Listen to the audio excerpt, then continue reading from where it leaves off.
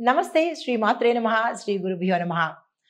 June 2వ తారీఖు 2025 సోమవారం నాటి పంచాంగం ప్రకారము శ్రీ విశ్వావసు నామ సంవత్సరం ఉత్తరాయణం గ్రీష్మ ఋతువు జ్యేష్ఠ మాసం శుక్లపక్షం.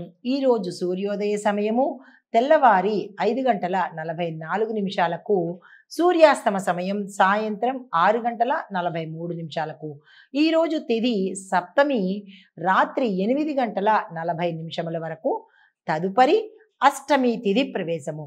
నక్షత్రం మఖా నక్షత్రం రాత్రి 10:55 వరకు. తదుపరి పూర్వ ఫల్గుణి అనగా పుబ్బా నక్షత్ర ప్రవేశము.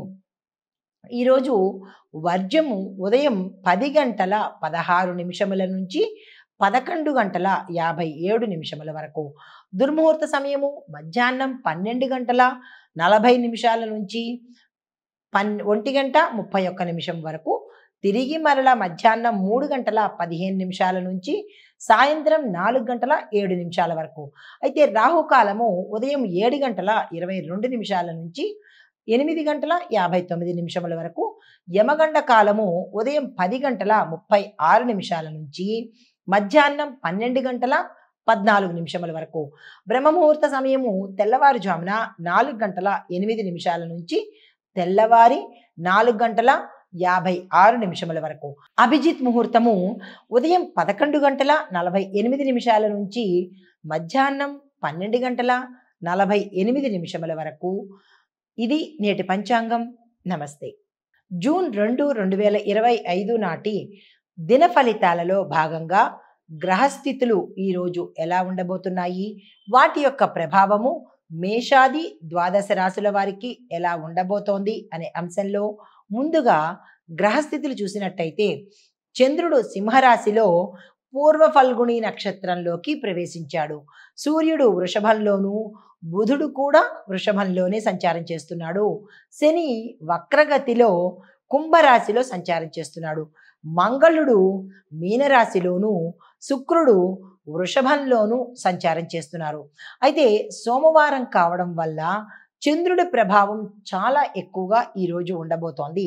అయితే ఈ చంద్రుడి ప్రభావము భావోద్వేగాల మీద, అంటే కోపతాపాల మీద,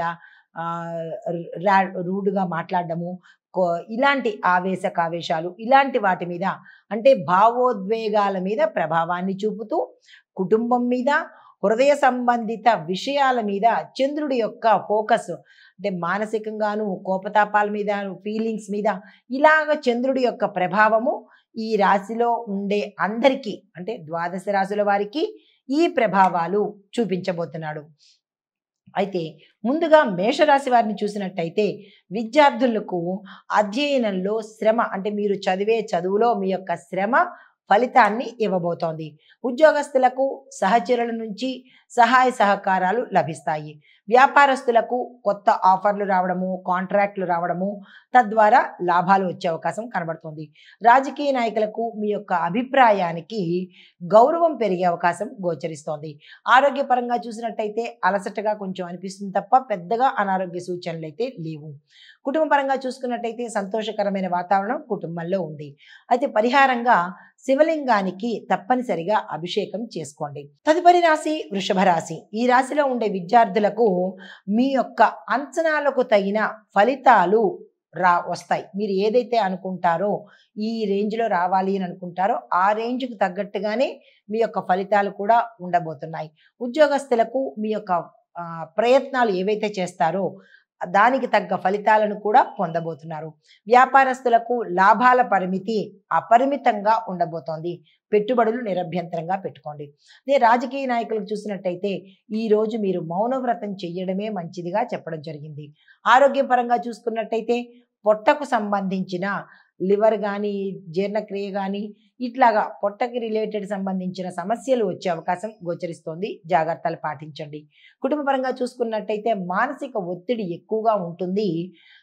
దాన్ని కంట్రోల్ చేసుకునే ప్రయత్నం చేసుకోండి.